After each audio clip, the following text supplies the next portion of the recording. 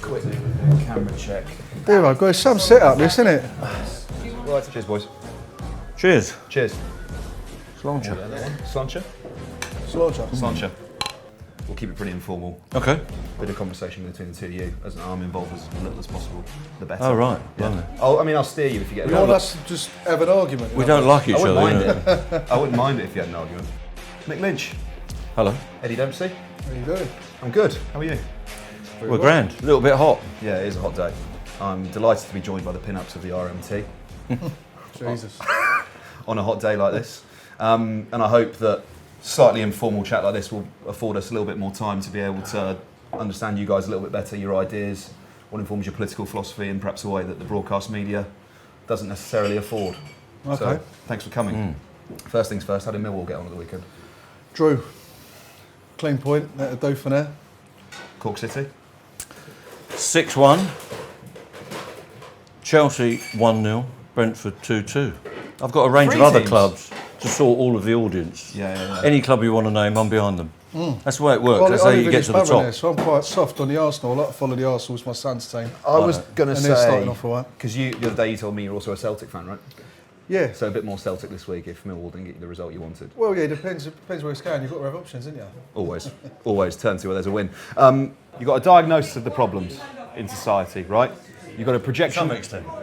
To some We don't know extent. everything. We don't know a little bit. I'm not sure about that, mate. You've got a projection of values, right? You know what you stand for and you're verbalising those values. The next part is policy, right? And the two of you have appeared in this Enough is Enough campaign video this week, which looks to me like a nascent political movement. Well, anyone that believes in social solidarity and ending this pay crisis, housing crisis, food poverty, Being ripped off for these energy the companies, energy yeah. issue, and getting decent housing, and housing is so important to Massive. everybody. I know a It's bloke got- who's had his rent put up 42% by a so place. it's a platform to enable the values that we've been talking about to come back into the public forum and into political discussion to stimulate the politicians and create political activity. What it won't be is a political party. It won't stand in elections. And what it won't I know be you're is a smiling at me. You think that's what we're up it to? won't We're be trying a to reclaim- sectarian organisation. You might not mean it now, but But No, we don't mean but it, look. it's certainly got a political aspect, and the people in it will have a political outlook. But it's got to be values based rather than this is a policy agenda, Yeah, of a course. 40-page manifesto. It's got to be more dynamic than that. But what we can't allow is people who are parachuted into our communities to try to say, you need to do this, you need to buy this paper, you need to follow this narrow sectarian line, and somehow that will change society. Because the lesson is that will never work. I was telling So Mick. that's what it's about, a I was te- platform, not a political party. I think I was telling Mick. He doesn't believe this, does he? It's not some long-term scheme to replace the Labour Party. I'm sorry to tell you. It's about trying to achieve some very, very I wish. important things right now. I wish. But No. create the ability for people to organise so they can pass Yeah, that of on. course. I'll be frank with you. We want to kick the Labour Party into a position where they have to follow enough is enough. We want to make the TUC go there. We want to make the trade unions go there. We want the Green Party to go there. We want the Liberals to go there. And if you can get that kind of dynamic campaign, I don't care about the rest of it. The election will sort itself out. But if public opinion and public campaigning goes to these straightforward ideas that everybody's being ripped off by the current society setup, that will be a dynamic change. People will do what they want when they get in the ballot box. That's up to them. But if you create the conditions that there must be a change, then the election will be the election. What we've got at the minute is this drive to the right where we've got two politicians saying we must have tax cuts. I've not met anyone, any of our members or anyone that's come up to me and said, Mick, I like what you're doing, but you've got to get beyond What we've got to do is these get a tax tax cut. Yeah. Nobody's come up to me and said the country needs tax cuts. Well, have you seen about this Don't Pay UK campaign group? Yeah. I've seen that. I mean, look, that's not a campaign I'm directly involved in. I'm working on the Enough is Enough campaign with Nick and Dave Ward and others. You know, and I come at it from a bit of a different perspective because people I know, including myself, I've got an electric key.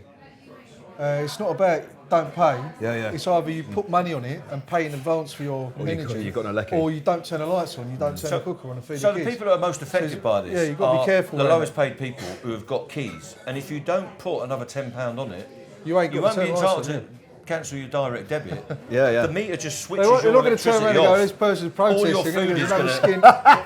All It's your on food skin, is you going to can't- defrost, and you won't have any electricity and possibly gas in your house. So it's a slightly middle class concept. Cancel your direct debit, or change your direct debit, or write an angry letter, and that will mean they've got to put you through the ombudsman. I don't understand it all. We need more instantaneous responses. We need people not being cut off. I mean, the reason and I we don't need like a, it is because a dynamic programme of I resistance. don't want to slag people off, but No. What it feels like to me is putting the responsibility on people that are suffering in the middle of this cost of living crisis. The responsibility for energy prices sits with the government and the companies that are charging these prices. That's where it sits, and that's where the solution to the problem is. I don't want to, dig out another campaign that's got some very noble aims and is working hard to achieve that. But I think, things are wider than that. It's not just about energy right now. At the moment, it's about people have seen their wages falling for 30 years, right, for a start off. Your wages now are not what they were 30 years ago. You can't buy the things you wanted. People aren't able to, they've got prices going through the roof for a start. They're not able to keep up with that. We've got a crisis in housing where people can't afford to live. I mean, I was telling Mick, I used to live around the corner here about 10 years ago, more. I was spending £1,750 a month rent then. You can imagine what it's like now for people in this city. It's crazy. But honest enough is enough. Just to things finish, out. while we're on, we are going to be running rallies as soon as we can all over the country. There's going to be big rallies, there's going to be small rallies, there's going to be online events. So we want this to be a wave of campaigning and a wave of ideas and getting people out there, not just sitting at home moaning. It's no good being alienated and pissed off. You've got to find a way to organise and effect change. So that's what that's going to be about. What gives you hope? What gives me hope is our members and the way they've responded to this dispute. You've got to be optimistic in this job. You've got to believe that your ideas have got some basis. So I've got hope in the ideas that I've always believed in. They're not the same as they were when I was 16. They've modified a bit. So that gives me hope, the idea of what we're trying to achieve, but also the response we're getting at the moment. I think it's time for change, and I think the moment is upon us when we can effect long-term change in this society. So I've got a lot of hope going forward. I'm the same. I've always got faith in working class people. I believe they're always underestimated, sidelined, overlooked. And I think if you get enough working class people together, they've got the intellect, the ideas, the articulation, they've got everything they need to make the change that's required in this country. And like me, I've never been prouder than my members. You've got to appreciate we've got a government against us. We've got some of the biggest multinationals in the world against us. We've got the entire country's media against us. And our members have said, you know what? We're prepared to stand up and bring it on. And as long as they're prepared to stand up, how can you not have hope? I think they were just a beacon of light for everyone else in the country. I'm so proud of them.